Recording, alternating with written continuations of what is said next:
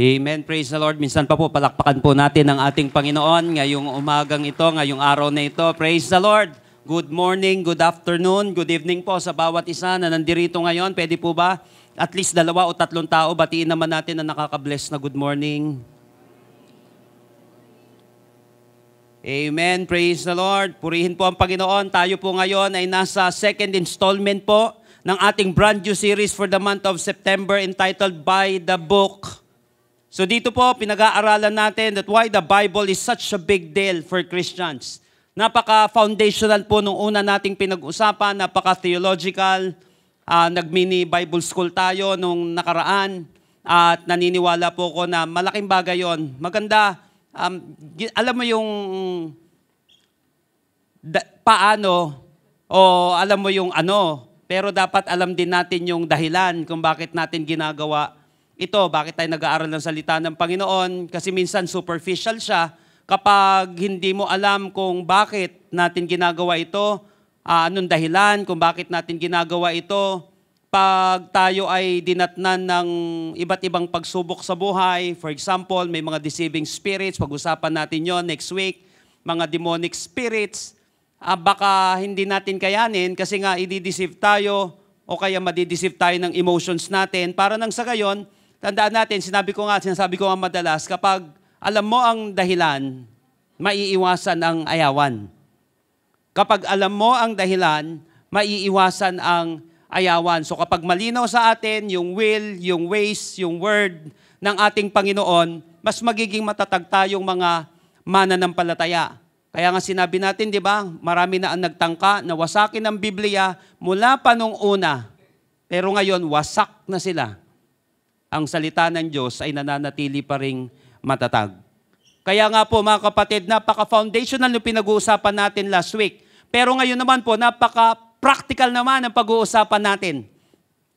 Ano po ba yung napaka-practical na resulta nito sa ating buhay? Naniniwala po ako, if this is your first time na dumalo ngayong araw na ito, praise the Lord, naniniwala po ako na hindi nagkataon na ikaw ay nandirito. Ito po ay tinaon ng Panginoon because everything happens for a reason. Or kung every Sunday, every week na nandirito po tayo, nakikinig ng salita ng Panginoon, nais ka pa ng Panginoon na pagtibayin, at tayo po ay pinagsama-sama ng Panginoon ngayong araw na ito for us to encourage one another para po tayo ay matuto at higit sa lahat tayo po ay mabago. Let's get started. Dr. David Jeremiah once said, as you read the Word of God today, read it with expectancy and anticipation for the changes it will make in you. Ulitin ko po. As you read the Word of God today, read it with expectancy and anticipation for the changes it will make in you. For the changes it will make in you. Ano po ba yung pwede natin i-expect sa mga pagbabago na pwedeng gawin ng Panginoon sa ating buhay? Ano ba ang maaasahan natin sa salita ng Panginoon, sa ating pang-araw-araw na buhay, sa ating mga pinagdadaanan, sa ating sitwasyon? Again, as you read the Word of God today, read it with expectancy and anticipation for the changes it will make in you. Kaya nga the Bible was not just given to inform us, but to transform us. Ang Biblia ay hindi lamang ibinigay para maging source ng information natin. Kasama na yon, of course. Pero sayang ang information kapag hindi ito magli-lead sa transformation. Kaya nga, as you read the Word of God today, read it with expectancy, study it with expectancy, hear it with expectancy and anticipation for the changes it will make in you. I want you to open your Bible with me in Psalm 1, verses 1 hanggang 3. Psalm 1, verses 1 hanggang 3. Itong Psalm 1, ito yung preamble ng buong aklat ng awit. May iba't iba pong mga portions ito, may iba't ibang mga divisions ito, pero dito mapapansin na natin, ito palang una, yung first 6 verses niya o yung buong passage nito ay mapapansin natin kung ano yung gusto niyang bigyan ng diin dito. Sinabi ko po, pag nagbabasa ng Bible, napaka-importante po, we must determine the literary genre ng binabasa natin. Hindi po siya pare-parehas na pagbabasa. Kasi magkakaiba siya ng type of literature genre po. Parang kapag ikaw ay sumasayaw, ikaw ay kumakanta, hindi pare-parehas yun. Kasi magkakaiba siya ng genre. May jazz, may blues, may R&B, may pop, may romantic pop pa nga ngayon na tinatawag. So kung ano yung tugtog, kung ano yung genre, dun ka sasabay para hindi nakakatawa at hindi nakakalito. Mas maganda, ganun din sa pagbabasa ng Biblia. Karamihan po dyan ay narrative, kwento. At dito po, itong Book of Psalm na ito ay poetic. Makata. Isa sa mga katangian ng poetic book ay matindi ang emosyon. Nakaupo natin siya. Very emotional ang Book of Psalm. Mapapansin po natin yun. Napaka-emotional niya. Kaya lang, what's my point? Bakit ganito yung naging preamble dito? Bakit ganito pinundasyonan ng salmista yung napaka-emotional? Kasi powerful ang emotion. Ginagamit ito ng Panginoon. Kaya nga, love the Lord your God with all your heart eh. Napaka-powerful nito. Hindi ibibigay ni Lord ang emotion kapag walang gamit ito.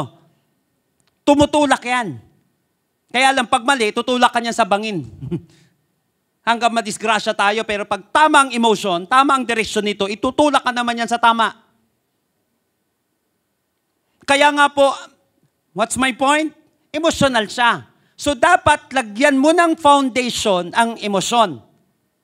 Kasi once hindi nilagyan ng foundation ito, maglilid ito into destruction. Kaya nga ganito po inumpisahan ang Book of Psalm. Verses 1 hanggang 3. How blessed is the man who does not walk in the counsel of the wicked, nor stand in the path of sinners, nor sit in the seat of scoffers. Verse 2. But his delight is in the law of the Lord, and his law he meditates day and night. He will be like a tree firmly planted by streams of water, which yields its fruit in its season, and its leaf does not wither. And in whatever he does, he prospers. In whatever he does, he prospers. Napansin niyo po, in verses 1 and 2, there is a contrast between the words of the wicked and the words of the Lord. Pansin niyo po siya? May contrast yung verses 1 sa 2 between the words of the wicked, counsel of the wicked, yung unang linya neto, at yung verse 2 naman dito, ito naman yung word of the Lord. At ito ngayon, yung papanigan mong salita ay parehas kayo ng kasasapitan. Ganun yung mapapansin natin dito. Kung ano yung papanigan nating salita, parehas kayo, parehas tayo ng kasasapitan. So napakabigat talaga ng labanan ng mga salita. Napakabigat ng labanan ng salita. Lalo na tayo ngayon na nasa social media, kung ano-ano ng mga salita yan. Na mapapansin natin, nadadala tayo. Di ba kapag may nagkwento nga sa atin, ang bilis mong madala. Sinabihan ka lang ng I love you, nag-I love you to ka na agad. Yung pala, naligaw lang yung salita. Hindi naman talaga para sa'yo yun. Ang bilis natin gano'n. Pag may umiyak, papanig na agad tayo doon na hindi natin binabalansi. Minsan may gano'n eh. Kapag nanonood tayo ng mga palabas, mabilis madala ang ating emosyon. Nagagamit mo agad sa asawa mo, sa anak mo, yung mga linyahan. Ng mga napapanood natin, gano'n siya ka-powerful. May mga labanan ng salita sa mundong ito. Kaya nga sabi nung kanta, it's only words. And words are all I have to take your heart away. Napaka-powerful ng mga salita. Kaya nga po, ito yung pag-uusapan natin ngayon. Ano ba yung mga practical na benefits ng Word of God sa buhay natin? So join me in our message today entitled Bible and Blessings. Bible and blessings. Sabi nga po natin, Bible and blessings. Ano po ba yung mga practical na benefits ng Word of God sa ating buhay? Number 1, lahat po ng ready at excited na ngayon, magsabi po na malakas na amen. Number 1, in verse 3, He will be like a tree firmly planted by streams of water. By the way, kung mapapansin niyo po, hindi po ako gumagamit ng chapter. Kapag binabanggit ko po yung Book of Psalms, verse lang. Kasi pagdating sa kanta, wala siyang chapter. Verse lang siya. Passage, yes. Okay, pero kung may magbanggit man ng chapter, hindi naman nakakapunta ng impyerno yon. Okay? He will be like, verse 3, He will be like a tree firmly planted by streams of water. So what are the practical benefits of the Word of God sa ating buhay? Number 1 is firmness. Firmness. He will be like a tree firmly planted by streams of water. First is make us strong. Pag sinabing firm, gagawin tayo nitong malakas. Firmly planted. Therefore, the Word of God will make you firm. Tandaan, ang salita ng Diyos ay nagbibigay ng tibay sa marupok mong buhay. Ang salita ng Diyos ay nagbibigay ng tibay sa marupok mong buhay, sa marupok nating puso. Tignan mo yung katabi mo. Yan. Hindi marupok. Natuto na tayo. Pero kung sakali man, natural naman sa atin lahat yan. Minsan nagtitibay-tibayan lang, pero rumurupok din talaga. Kasi dumadating ang panahon na may kalawang. Dumadating ang panahon na may mga anay na dumadating sa ating buhay. Kung sakasakali lang na nakikita na naman natin na rumurupok na naman tayo. Tandaan, ang salita ng Diyos ang nagbibigay ng tibay sa marupok nating buhay. He will be like a tree, yung hindi daw sumusunod, yung hindi nakikinig sa words ng wicked, at yung nakikinig sa salita ng Panginoon, yung nagme-meditate sa salita ng Panginoon, yung kasiyahan niya yung salita ng Panginoon. Kapag yan ang ginagawa natin, tandaan natin, ito ay magbibigay sa marupok nating buhay. Someone said that the Word of God is also like vitamins. You don't want it, but you need it in order for you to be strong. Hindi laging masarap ang salita ng Panginoon. Siya ay parang gamot. Siya ay parang vitamins. May panahon na matamis siya, pero may panahon na hindi siya maganda sa ating panlasa. Pag dumating yung panahon na parang hindi maganda sa panlasa mo ang salita ng Panginoon, dumadating po ba yan yung panahon? Parang ouch, parang ang pakla-pakla naman nito. Uy, wag mong gagayahin yung sinabi sa prophecy, ha? Darating ang panahon, magkakaroon daw ng itchy ear sa mga tao. Kumbaga yung nakakakiliti na lang sa kanilang pandinig ang pinakikinggan nila. Kasi magbabackslide ka na pag malapit, pag dumating yun, panahon na yun. So may panahon kasi na masarap talaga, pero may panahon na hindi eh. Pero kapag dumating yung panahon na tila baga mapakla at mapait para sa iyong salita ng Diyos, ibig sabihin, ginagamot ka ni Lord. Ibig sabihin, ginagamot tayo ng Panginoon. Kasi the Word of God is also like vitamins. You don't want it, but you need it in order for you to be strong. Ito po yung nagagawa ng salita ng Panginoon sa atin. He will be like a tree firmly planted by streams of water. It makes us strong. Second, it makes us secured. Secured. Ibig sabihin, firmly planted. Firmly planted. Ibig sabihin yan that we cannot be uprooted. Ang taong nakakapit sa salita ng Panginoon, hindi mabubunot yan, maniwala ka. Hindi mabubunot yan. Nakakalungkot po. Dahil, of course, sa atin dumaan po yung bagyong Enteng. Pero ang pinakamabigat na tinamaan yan, yung China at yung Vietnam. Kasi pagdating sa kanila, super typhoon na yung bagyong Enteng. So nakita ko po doon na may mga puno na nabunot. Same lang naman ang dinaanan. May nabunot, may hindi. Bakit? Yung isa doon, firmly planted. Secure siya. Nakuha po natin?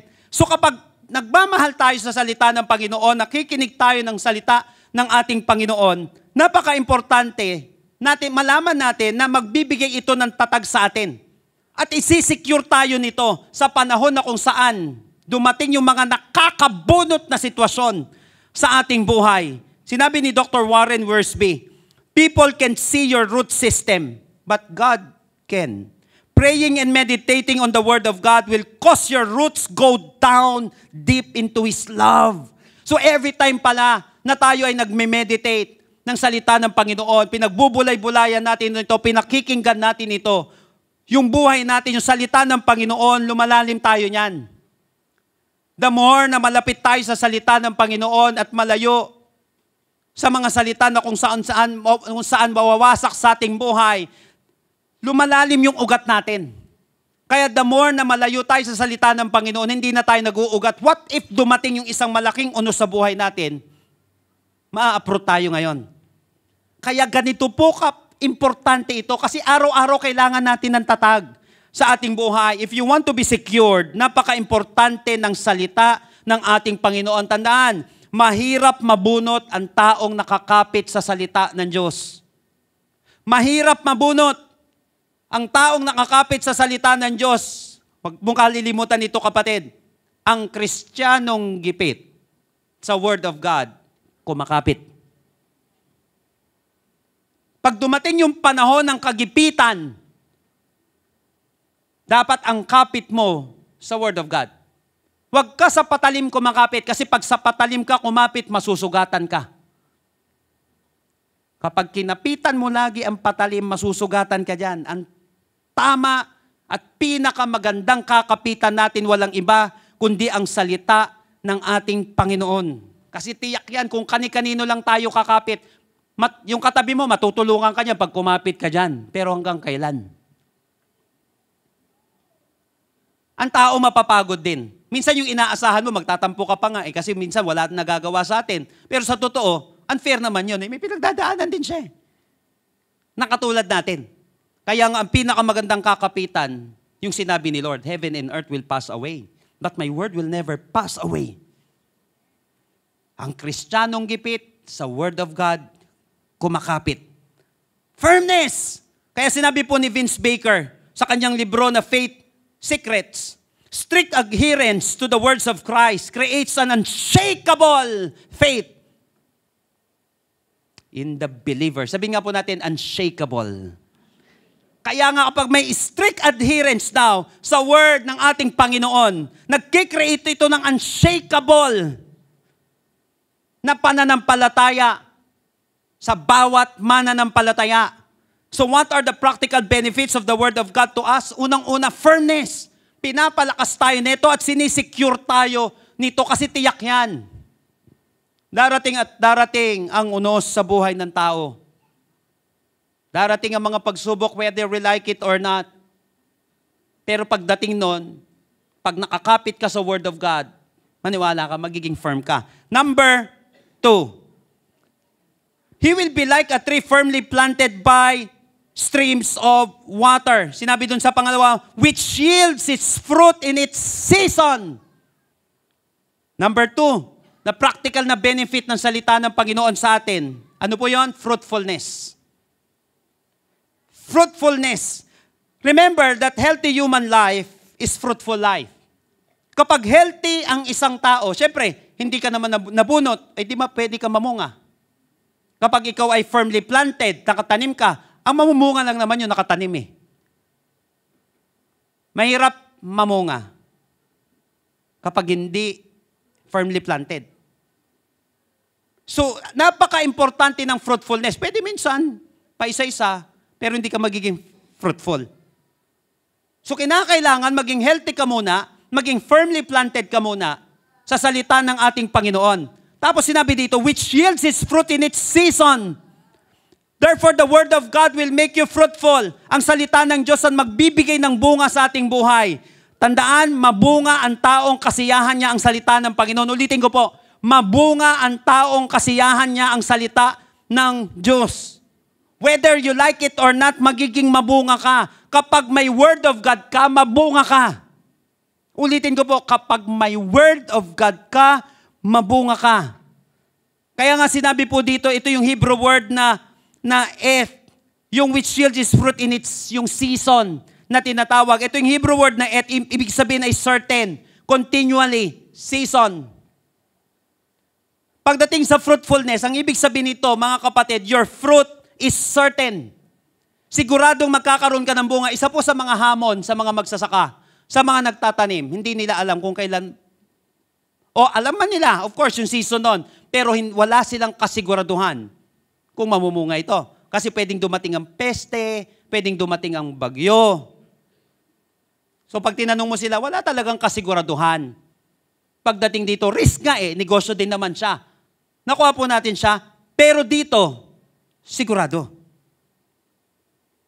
It means you will never fail to bear fruit. Your fruit is certain. Kapag gusto natin na tiyak yung bunga natin, mag-invest ka pagdating sa Word of God. Kasi magiging fruitful ka. And your fruit is certain. Second, your fruit is consistent. Your fruit is consistent. Hindi lang siya certain. Kasi pwedeng nagkaroon ka ng bunga, pagtapos niyan, wala na. Sabi po sa Living Bible in verse 3, they are like trees along a river bank, bearing luscious fruit each season without fail. Bearing luscious fruit each season without fail. So ibig sabihin, magiging consistent yung bunga natin. That's why we need to be consistently fruitful. Why? For us to be consistently victorious. Dapat consistent ang pagiging mabunga para consistent din yung pagiging matagumpay natin. Why? Araw-araw laban Araw-araw may mga hamon ng buhay.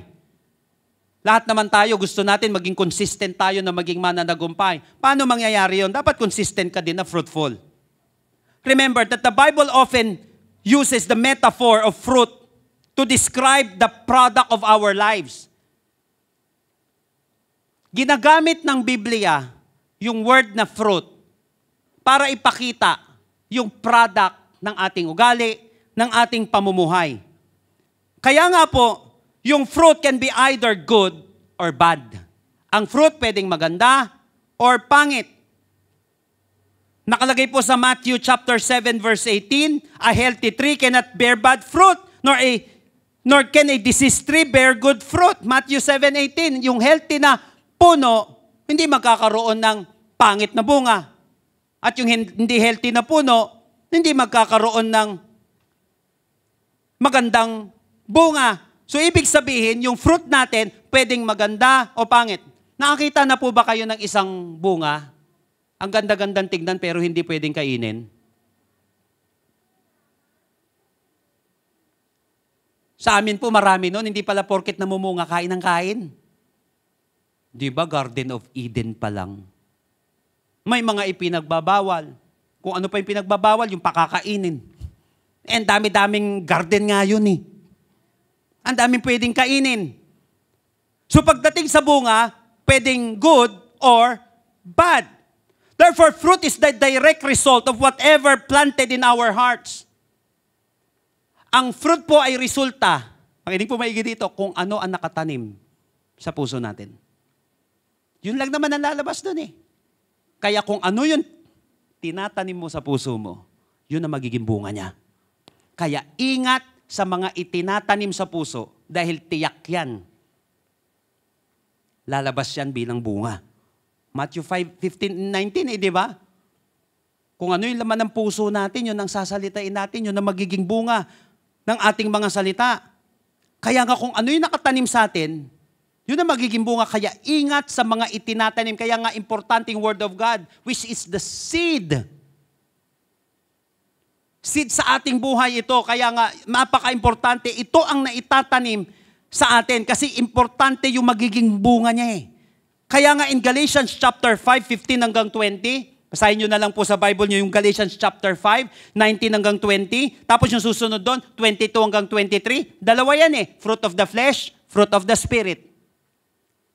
Sa Galatians chapter 5, mapapansin natin, 19 hanggang 20, mapapansin natin doon, mababasa natin doon yung fruit of the flesh. Ano yon? Sexual immorality, impurity, debauchery, adultery, witchcraft, hatred, discord, jealousy, fits of rage, at marami pang mga evil na mga kilos. Yun yung fruit ng flesh. Pag pinakain natin ng pinakain ng flesh, ang magiging fruit niya, sexual immorality, impurity, idolatry, witchcraft, hatred, at kung ano-ano pang mga kademonyohan sa buhay. Ang kagandahan, binanggit din dun sa susunod sa Galatians chapter 5, 22 hanggang 23 naman. Ano naman ito? Fruit of the Spirit. Ano po yon? Nakalagay doon? Love, joy, peace, patience, kindness, goodness, faithfulness, gentleness, and self-control. So napaka-importante po itong mga bungang ito. Bakit? Gagamitin mo to araw-araw eh. At magmamanifest ito sa buhay natin from time to time. Ngayon, ano ba ang gusto nating magmanifest sa buhay natin? Sexual immorality, impurity, idolatry, discord, jealousy? O gusto natin magmanifest sa buhay natin? Alam naman natin magiging epekto nito. Yung fruit of the flesh. Wawasakin ito buhay natin. Wawasakin nito yung pamilya natin. Wawasakin yan pati negosyo mo. Wawasakin yan ang pangarap mo. Kasi tiyak yan, lilitaw yan. Kaya nga kinakailan, sinusupil yan. Nakuha po natin siya. Pero kapag fruit of the Spirit naman, ang lumitaw, nagmanifest sa atin, love, joy, peace, patience, kindness, goodness, gentleness, faithfulness, self-control. So kapag dumating yung hamon natin sa buhay, ito naman yung magmamanifest ngayon. Kasi siya, ito yung fruit eh. Kaya nga po, dinidesire ng Diyos na maging fruitful tayo sa Kanya. Mapapansin po natin, basahin na rin natin yung John chapter 15, the vine and the branches. So God desires us to be fruitful. John chapter 15, 7 hanggang 8, mapapansin po natin doon, 7, if you remain in me and my words remain in you. Napansin niyo po yun? John 15:7, if you remain in me and my words remain in you, ask whatever you wish and it will be done for you. May nagtanong sa akin, sigurado, ask whatever you wish? Mangyayari ba yon? Lahat ng hihilingin ko? Tama, lahat ng hihilingin mo nasang-ayon kay Lord. Kasi dapat nagre-remain ka. Pag nag-remain ka sa Panginoon, naka-align ka sa kagustuhan niya. Tapos sinabi doon sa verse 8, this is to my Father's glory, that you bear much fruit, showing yourselves to be my disciple. Naluluwalhati pala ang Panginoon kapag tayo ay fruitful. Paano ka magiging fruitful? If you remain in me and my words remain in you. Tapos pag umatras lang tayo ng kakaunti doon, di ba, binanggit ko kanina, John chapter 15, 7 hanggang 8. Atras lang tayo doon ng verse 5.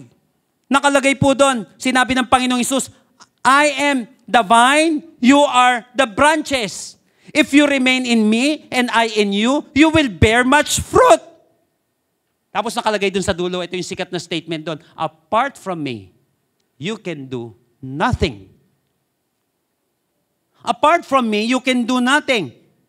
So napaka-importante pala na magre-remain kay Lord, magre-remain sa Kanyang salita para tayo ay nagiging fruitful. Hindi lang nagkakabunga, nagiging mabunga siya. Iba yung namunga ka ng isang beses, pero iba yung sinabi natin, certain and consistent. And that's fruitfulness. That's why John Bunyan once said, si John Bunyan po, ito yung mga naging pattern ng mga magagaling na writer. Mga classic na mga writers. Sila C.S. Lewis, Mark Twain, at iba-iba pa pong mga kilala na writer. Sinabi niya, in my life, by the way, nakakulong pa ito dahil sa pagpipreach ng salita ng Panginoon. Sinabi nga ng Prince of Preachers dati na si Charles Spurgeon, kapag binuksan mo, yung katawan nito ni John Bunyan, ang lalabas na dugo dyan, Bible eh. Sabi niya ganun. Of course, ano lang siya, sinasabi niya lang ito dahil Figure of speech siya. Why? Kasi makikita niya kahit saan mapunta to si John Bunyan, napaka-importante ng Word of God. Pinipersecute na. Word of God pa rin. Sa kulungan, nagdala pa ng Bible, nagsulat pa ng libro na naging pattern ng iba, yung The Pilgrims na libro niya. Na kung saan kinopya, nagkaroon ng 1,000 mahigit na translation. Ganon kabigat yung buhay na itong taong ito. Ganon niya kamahal ang Word of God. Sinabi niya po, in my life, if my life is fruitless, it doesn't matter who praises me. And if my life is fruitful, it doesn't matter who criticizes me. If my life is fruitless, it doesn't matter who praises me. Anong silbi na i-praise ako ng mga tao, wala namang ka-fruit-fruit yung buhay ko. But if my life is fruitful, it doesn't matter who criticizes me. Bakit? Kita naman yung fruit ko. Ibig sabihin, inggit lang yan. O kaya, hindi niya lang alam. Nakuha mo kapatid, hindi magsisinungaling ang fruit mo eh. So kapag may nag-criticize sa'yo, pag inggit, pikit na lang. O kaya hayaan mo na lang. Hindi siya masakit sa kalooban. Kasi alam mo, kinikriticize ka lang eh. O kaya naiinggit lang sa'yo. Or maybe hindi lang naiintindihan talaga. Hindi lang talaga naiintindihan ng sitwasyon. Hindi niya lang naiintindihan yung kanyang ginagawa. If my life is fruitless, it doesn't matter who praises me. And if my life is fruitful, it doesn't matter who criticizes me. So what are the practical benefits of the Word of God to us? Number 2 is fruitfulness. Napaka-importante pala ng salita ng Panginoon kasi ginagawa tayong mabunga nito. At alam niyo po, ang bunga, nagpapatunay yan na healthy tayo. Pangalawa, ang laki ng tulong ng bunga. Wala kang kinain na prutas noong nakaraan kung hindi naging mabunga yung punong yun. Nakuha po natin? Sino sa atin paborito mo? May kanya-kanya tayong paborito ng bunga no? Ng mga prutas. Diba pag nakain mo yan, sarap, grabe. Pero alam mo, hindi mo matitikman yon. Buti na lang, may naging mabunga. Alam mo, wala ako ngayon kung walang tao na naging mabunga. Na nag-share sa akin ng gospel. Karamihan sa atin dito, hindi ka matatag gayon. Wala tayo ngayon. Kung walang Christian na hindi naging mabunga, kanyang ka-powerful ang pagiging mabunga. Na-affirm tayo na healthy tayo na Christian. At the same time, natutulungan natin yung ibang tao. Kasi bunga siya. Bunga siya. Pangatlo, sinabi po dito, basahin ko sa verse 3 sa Tagalog po. Katulad niya ay punong kahoy sa tabi ng isang batisan. Laging sariwa ang dahon at namumunga sa takdang panahon. So what are the practical benefits of the Word of God? Pangatlo po is freshness. Sabihin nga po natin, freshness. Sinabi dito, laging sariwa ang dahon. Laging sariwa ang dahon. Therefore, the Word of God will make you fresh. Ang Word of God po ang sekreto ng mga spiritually fresh na Christians. Ulitin ko po, ang Word of God ang sekreto ng pagiging spiritually fresh na Christian. Tingnan mo yung katabi mo. Wow, fresh. Sabi mo sa kanya, wow. Fresh na fresh. Katabi pa lang, iba na dating eh. Alam mo yon, nagkaroon ka na ba ng kasama? Pag nung nakatabi mo, parang, ano ba naman to? Para naman tuyot na tuyot ang buhay na itong taong to. Maybe kaya ka din dinala doon para mahawaan man lang siya. Pero minsan mararamdaman mo siya, di ba? Sa freshness. Word of God ang sikreto ng mga spiritually fresh na Christian. Dito mapapaliwanag po yun. Ano pagiging fresh? Sabi po sa Amplified in verse 3, and he shall be like a tree firmly planted by streams of water, ready to bring forth its fruit in season. Its leaf also shall not fade or wither. So first, you will never fade. Ang isang fresh na Christian, hindi yan mag-fade. Hindi siya mag-fade. It means, hindi ka kukupas. Di ba minsan yan ang problema natin? Tanda na kasi ako, kumupas na ako. Hindi ka kukupas, maniwala ka. Kahit may edad ka, pwede ka pa rin maging kapaki-pakinabang. Importante po mga kapatid sa panahon natin ngayon bilang tao bilang magulang, bilang individual, bilang Kristiyano, bilang negosyante, importante yung relevance. Pati sa educational system natin. Kaya sinasuggest ko po kapag nagde-design ako ng curriculum ng isang school, napaka-importante po na may i-retain ka, kasi hindi porket luma, hindi na effective. Kasi may effective pa na luma. Kaya wag puro luma. Dapat may i-remove ka rin, kasi may obsolete na. At dapat may i-receive ka rin na panibago. Kasi nagbabago panahon eh. Nakuha po natin siya. Kaya para maging relevant pa rin tayo ngayon. Yan ang kinakaharap ng educational system natin ngayon. Yung relevance. Minsan nag-aral ka ng 5 taon, talo ka pa nung 5 months na training. Ano nangyari? Hindi ko po sinabing bawal yun na baka nagkataon na hindi na relevant yun na pag-aralan. Pero yung isa naman, relevant naman, okay naman. Ang importante pa rin naman sa dulong-dulo niyan, yung resulta eh. Kaya gusto mo maging relevant para maging maganda ang resulta natin. Para hindi na sayang yung panahon, gagastos din lang ako ng malaki, doon na sa relevant na magagamit ko ngayon. So ibig sabihin dito, hindi ka kukupas, its leaf also shall not fade or wither. Hindi ka kukupas, you will stay relevant. Pag yung negosyo mo, kapatid, hindi ka nag-upgrade, hindi ka nag-update, hindi ka naging relevant, maniwala po kayo. Kahit anong organization, kapag hindi ka na relevant, tapos. Kahit na napakaganda ng sasakyan na gusto mo dati, hindi na relevant ngayon. Kahit na napakaganda ng negosyo mo dati, hindi ka na relevant ngayon. That's why yung magagaling na negosyante, nandudun lang yung mga pundador. Hindi po yung alak ah. Yung mga founders nila, nandudun lang yung mga nag-establish, pero alam nila, kailangan ko ng tulong nito. So kumukuha sila ng medyo relevant. Hindi na medyo ng mga relevant pa ngayon, na mga medyo mas bata-bata. Sa kanila, yun ang ginagawa nilang CEO, Chief Executive Officer. Para relevant pa yung execution. Pagdating sa business, nandudun lang siya, siyempre siya utak, sa kanya binibigay ang vision, pero dapat yung nag-execute, o ay may relevance pa. Yung company na yon. Ganun din sa tao. Nagbabago ang panahon, hindi pareho yung pagmamagulang dati, ganun pa rin ngayon. Of course, may hindi nagbabago doon. Yung way ng Panginoon. Yung message, nandoon, pero yung method natin nag-iiba. Kaya nga maraming mga simbahan, di ba, mga kapatid, parang napag-iiwanan na. Walang problema sa message. Ang problema doon, yung method. Pag ginawa natin yon, nakuha po natin, pag hindi na tayo nag-upgrade, pag hindi na fresh ang isang tao, ang isang organization, mapag-iiwanan na siya. Matutuyo na siya. Therefore, you will avoid spiritual dryness. Its leaf also shall not fade or wither. Hindi siya mag-fade, hindi siya mag-wither. Nakakita na po kayo ng dry.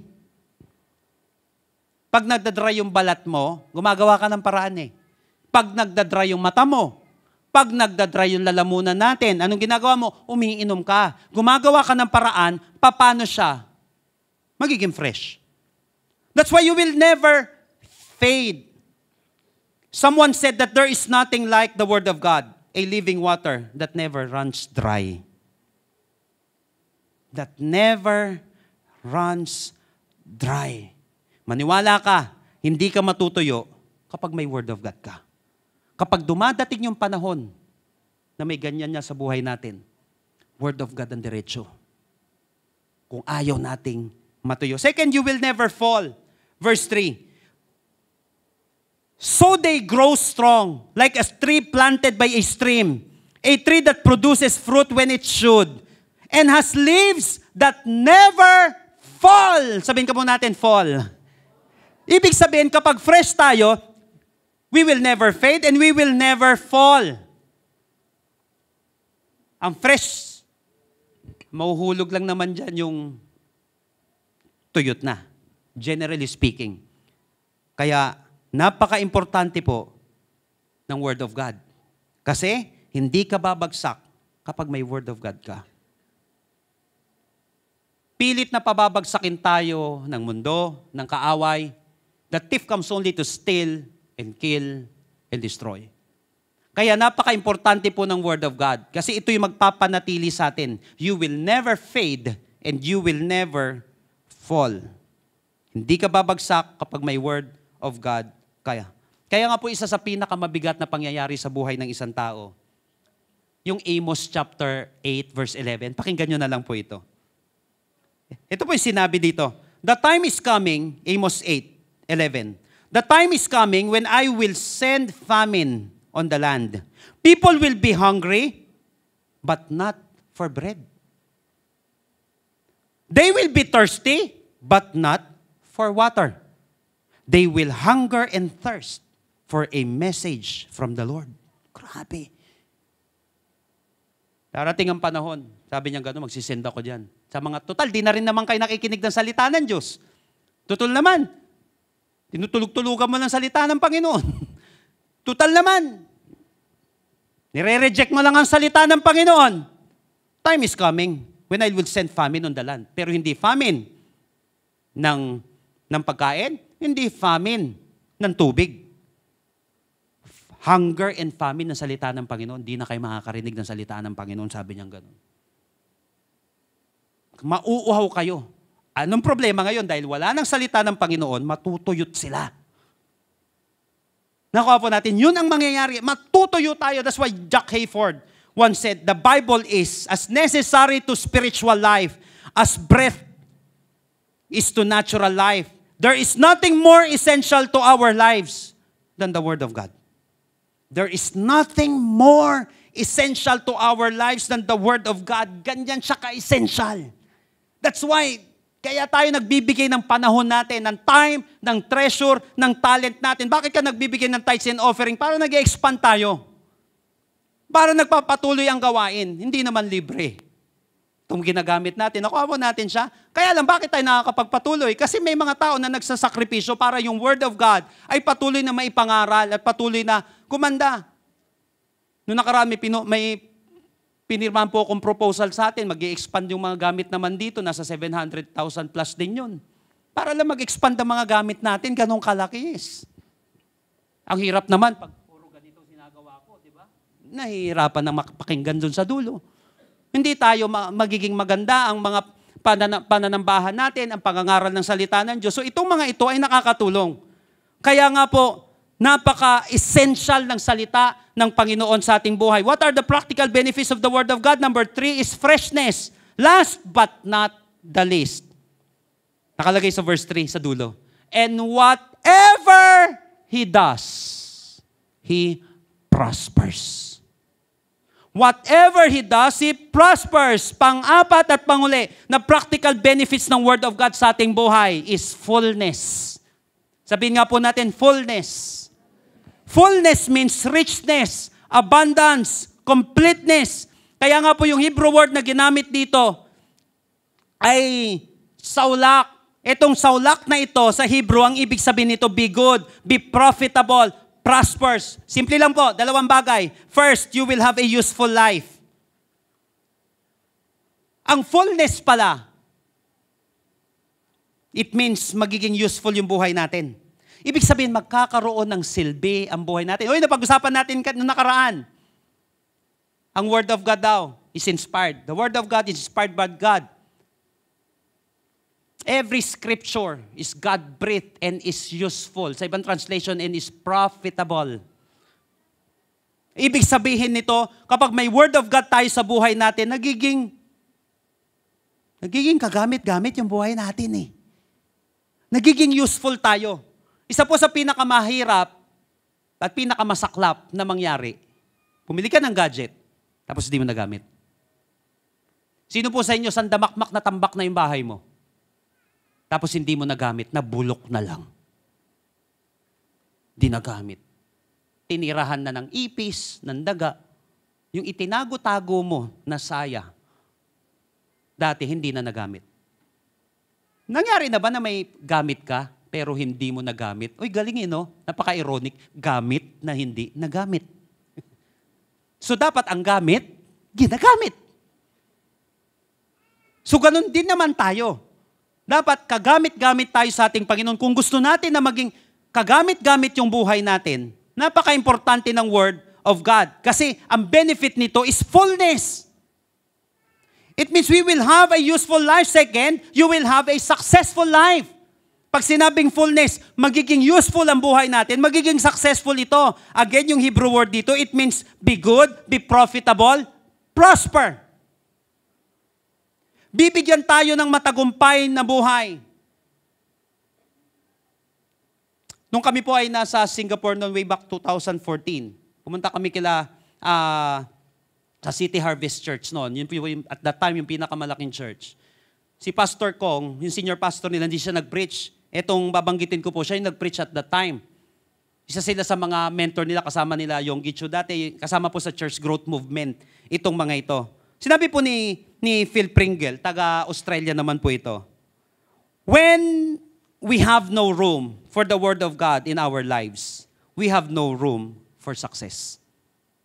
When we have no room for the Word of God in our lives, we have no room for success. So kapag binigyan pala natin ng lugar ang salita ng Diyos sa ating buhay, binibigyan natin ng lugar ang tagumpay sa ating buhay.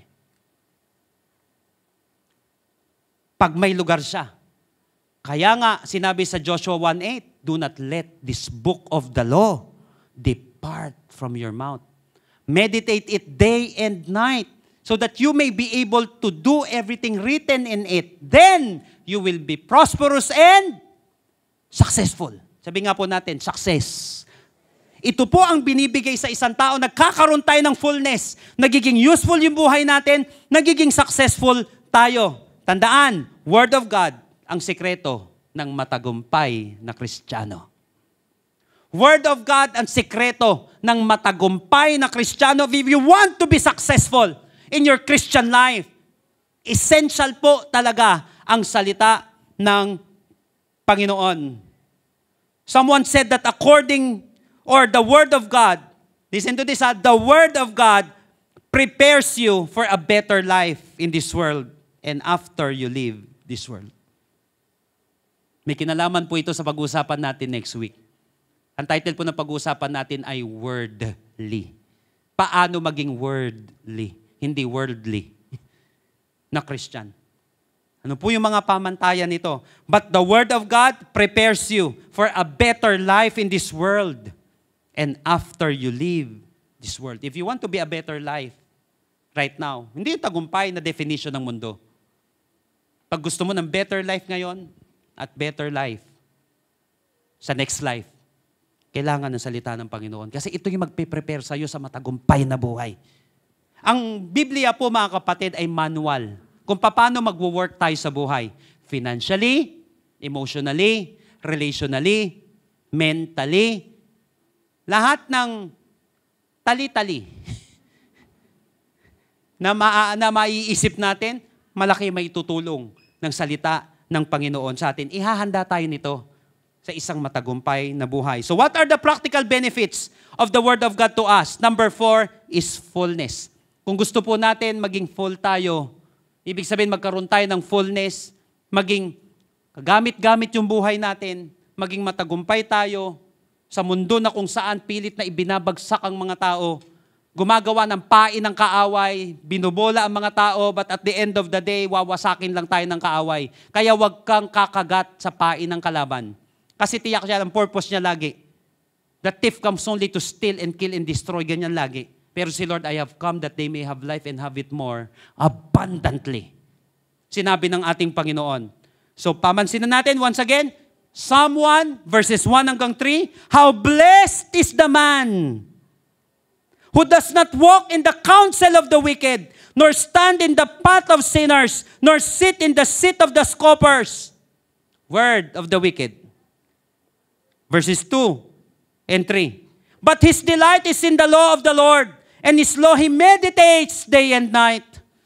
He will be like a tree firmly planted by streams of water, which yields its fruit in season, and its leaf does not wither, and in whatever he does, he prospers. So what are the significant benefits of the Word of God sa ating buhay? Ano po yung 4? Sabay-sabay po tayo. Ano po yung number 1? Firmness. Number 2? Fruitfulness. Number 3? Freshness. Number 4? Fullness. Ganito po in-end yung book of Psalm. Dito sa passage na ito. Yung Psalm 1. Yung verses 4 hanggang 6. Tignan niyo po. Verse 4. Contrast na. Not so the wicked. They are like chaff that the wind blows away. 5. Therefore, the wicked will not stand in the judgment, nor sinners in the assembly of the righteous. Hindi siya tatagal. Verse 6. For the Lord watches over the way of the righteous. Ginagabayan niya daw yung mga righteous. But the way of the wicked leads to destruction. But the way of the wicked leads to destruction. So kapag walang word of God na pamantayan na buhay ng isang tao, ang ending din naman nito ay destruction. So sinasabi lang sa atin ng Panginoon, ito yung pundasyon ng pamumuhay natin. Ito yung pundasyon kung paano ka mag-isip sa lahat ng ating gagawin. Kasi magiging ending nito. Whatever he does, prospers. Kapag walang word of God, but the way of the wicked leads to destruction. Naniniwala ako, kaya mo na pakinggan ito. Marami kang hamon na pinagdadaanan sa buhay. Ba't gusto ng Panginoon, mapagtagumpayan mo ito? Kaya ka na, marami kang mga battles sa buhay. Tayong lahat. Pero gusto ng Panginoon maging manadagumpay ka. Gusto ng Panginoon, patuloy kang maging matatag. Sa kabila ng pagiging mahina natin, thank God, may gamot tayo. May vitamins tayo na kung saan magpapalakas sa atin. Ano yon? Word of God. Kaya mo napakinggan ito. May tatag na idudulot ito sa iyong buhay. Come on, palakpakan natin ang ating Panginoon sa araw na ito. Tayo po lahat ay tatayo. If you can stand right now. As I end this, in the essence of faith na libro, Gugu Mona once said, sinabi niya, be obedient to the word of God and have faith in Him. Because, sinabi niya, ulitin ko, be obedient to the word of God and have faith in Him because that can change the trajectory of your life. Be obedient. Sinabi niyang ganon.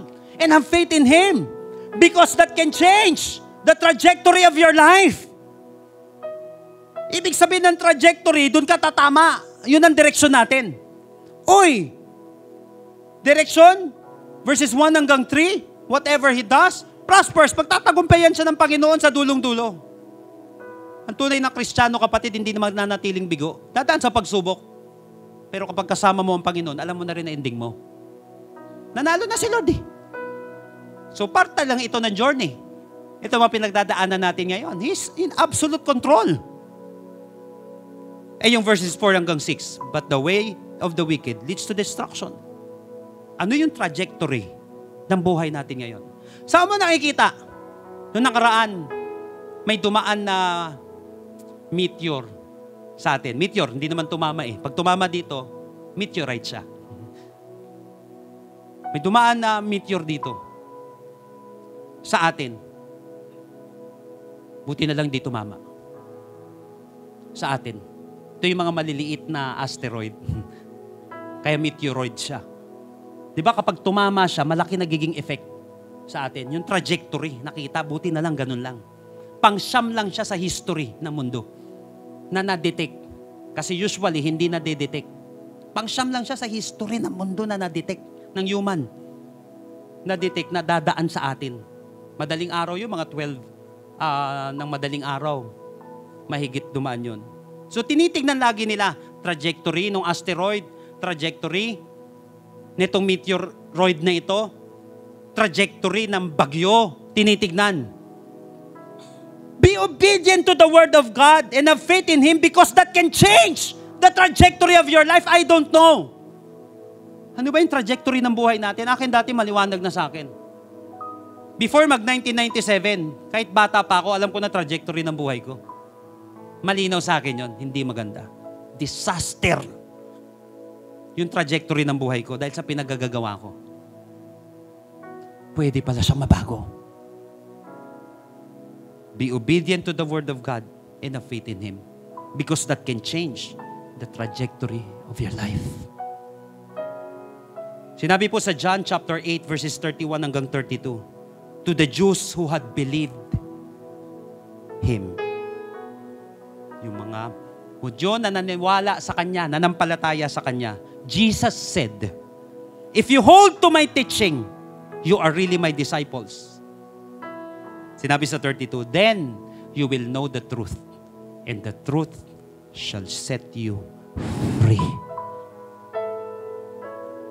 Kaya tayong palayain ng salita ng Diyos. Anong gagawin? Manampalataya sa Kanya. If you hold to my teaching. So sino po sa atin ngayon, nai-imagine mo na, oh, hindi malinaw. What's the trajectory of my life? Saan ba ako patama? Saan pa diretso yung buhay ko ngayon? Kung hindi malinaw sa'yo, just believe Jesus. Hold on to His Word. Kung malinaw naman sa'yo, alam mo, disaster talaga trajectory ng buhay na ito. Ako nga dati, malinaw na sa akin, biruin mo ha, ang bata-bata ko, alam ko, impyerno ako. Maliwanag sa akin yun. Kaya nga nung tumama sa akin yung Word of God on May 4, 1997, doon ko na talaga sinuko yung buhay ko kay Lord. Kasi alam ko kaya magbago ng Panginoon ng buhay. Yung trajectory ng buhay ko, kayang mabago. Kung ginawa ni Lord sa akin at ginawa ni Lord sa iba, kaya niya rin gawin sa buhay mo.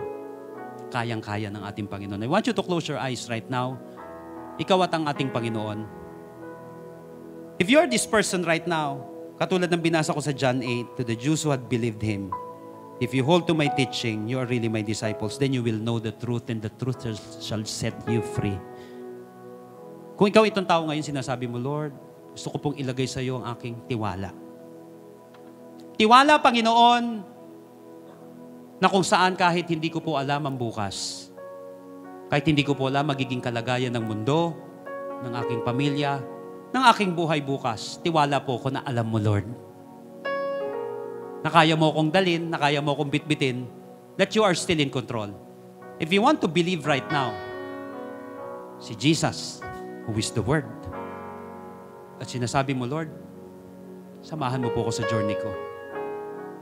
Maybe some of you may takot, may kaba, o may uncertainty sa buhay na ito. And maybe this is your first time natutugon sa panawagan ng ating Panginoon. Gawin mo na ngayon. Once you hear the voice of the Lord, do not harden your heart. Or maybe matagal ka na nakakapakinig, pero ngayon lang naging malinaw sa iyo at gusto mo magdesisyon. Lord, I want to believe in you, Lord. Change the trajectory of my life. Change the trajectory of my life. If you're this person na kanina pa nangungusap si Lord, I want to challenge you.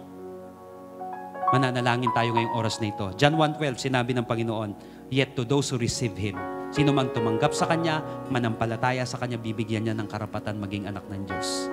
If you are this person right now, bibilang ako ng 3 kapatid, tataas mo na mabilis lang yung kamay mo, mabilis lang na panalangin, matanda na sinasabi mo, Lord, change my life, change the trajectory of my life. I want to accept you.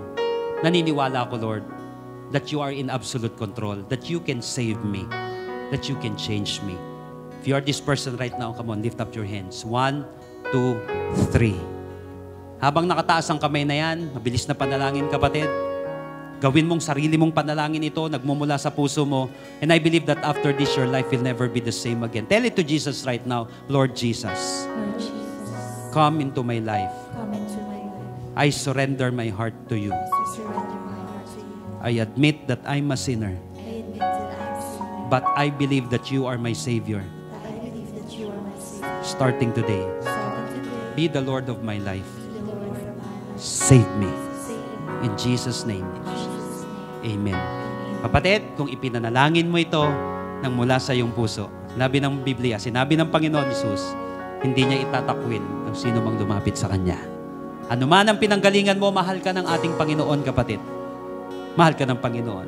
And for all of us right now na nakakaranas ng pagkatuyo, feeling mo, paubos ka na, pinapamukha sa'yo ng kaaway, ng mundo na wala ka ng silbi, wala ka ng kwenta, tandaan mo si Lord nagbibigay ng firmness.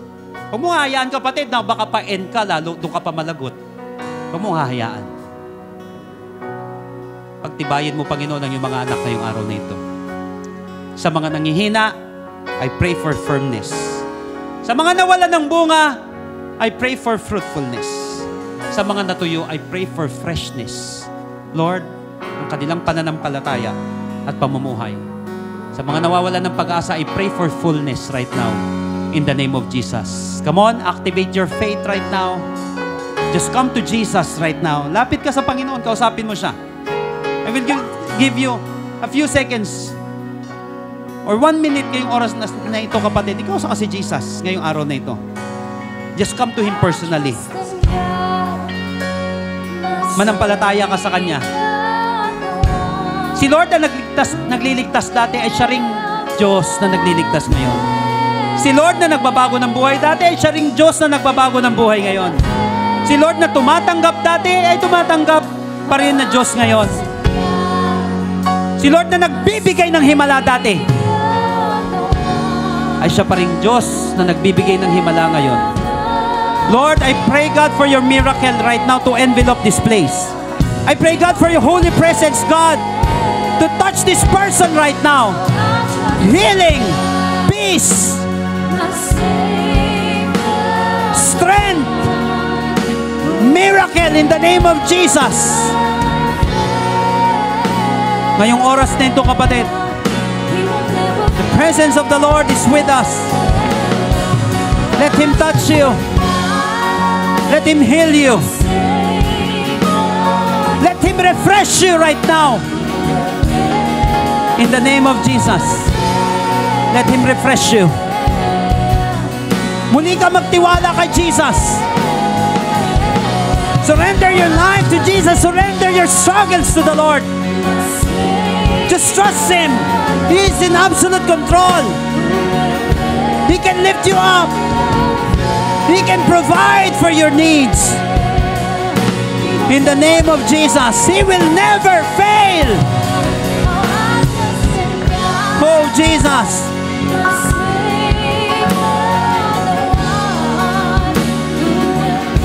Oh, Lord.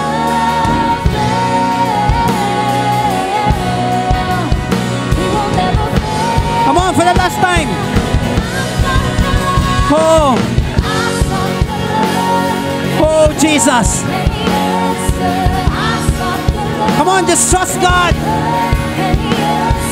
Sa mga may pinagdadaanan, i-declare mo, Lord, I trust you. Sa mga may kinakaharap na battle, declare it, I trust you, Lord.